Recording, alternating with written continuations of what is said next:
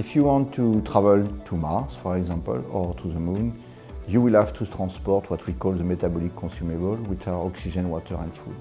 And this is, in terms of mass, far too high. So there is a need, almost a mandatory need, to recycle everything. But of course, you need to demonstrate first on ground that you master this technology before you fly it. So this means that you have to integrate it in a laboratory, this different technology, in order to demonstrate the efficiency of recycling, and you really master it. This is exactly what we do here in the MELiSSA pilot plant on the campus of the Universitat Autònoma de Barcelona, where we really demonstrate the recycling technology with a real consumer.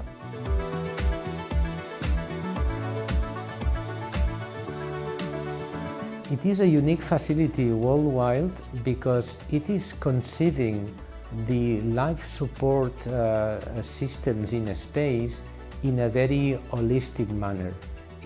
It conceives the system from inception, combining the atmosphere recovery, the generation of food, the recycling of water, and on top of that is doing these functions on the basis of treating the wastes of the population as resources, which is very relevant for long-term, long-distance missions in space.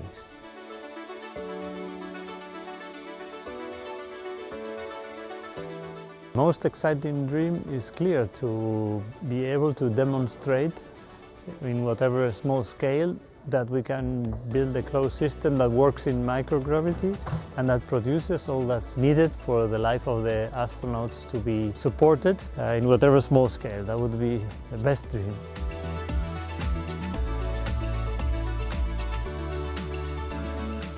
There are a few things that I find inspiring about MELiSSA project. The first thing is that it will allow us at some point to go further and beyond, maybe to Mars or even further than that, because we don't need, a continuous sending of material and food. And the second thing that I find inspiring is that there is a direct application on Earth. The transfer of technologies, for example, in ecology, environment, and such, it's really inspiring.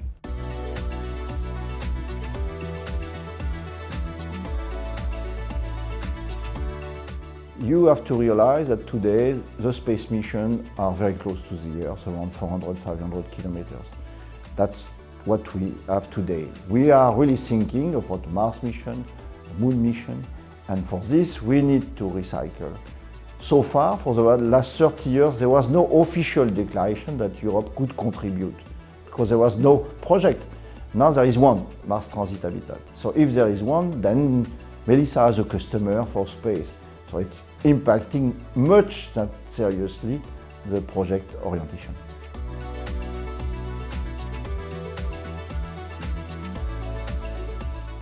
In the last 2 years, we have been able to succeed in the integration, in the connection of 3 compartments in the pilot plant. These 3 compartments are the nitrifying bioreactor, the photobioreactor for microalgae culture, and the animal isolator. These 3 elements are exchanging through the integration a number of relevant compounds. So, for example, the CO2 produced by the breathing of the rats in the animal compartment is sent to the photobioreactor, where by photosynthesis it is transformed in oxygen that returns to the animal compartment for breathing. At the same time, also this oxygen production in the photobioreactor is used in the nitrifying bioreactor to convert ammonia coming from urine in the final scenario, into nitrate, which is the nitrogen source more available or more interesting to grow the microalgae.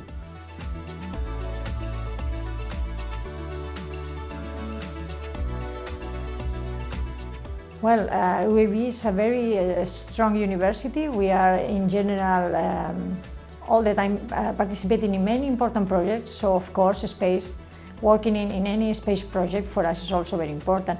As you have seen here, this is a really amazing project. So to think that humans could be in the space and the UAB has worked in this project, for us is very relevant.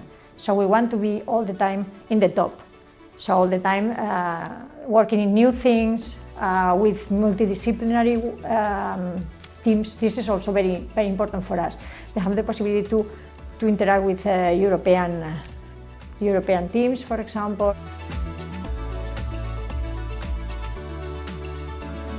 Not yet, but I will do. I think that this is, let's say, in the space agenda.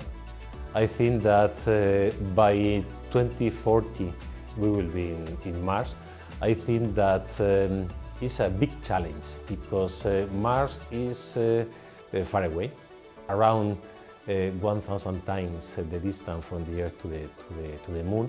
But we are working this dream a reality.